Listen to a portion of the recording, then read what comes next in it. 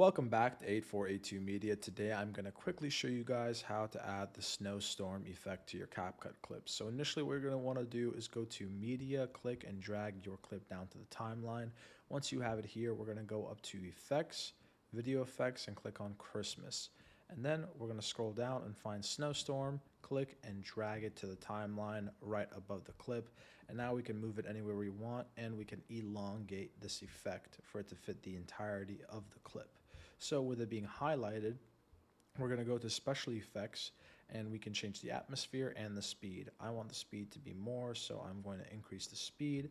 And then right here, depending on if you're making a YouTube video, it's going to be 16:9, but if it's a TikTok, YouTube Short, Instagram Reel, you're going to do 9:16.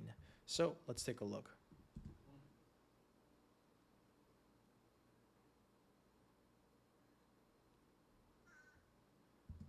Thank you guys for watching. If this was helpful in any way, please leave a like down below. If you have any questions, comment down below. Thank you guys for watching and have a great day.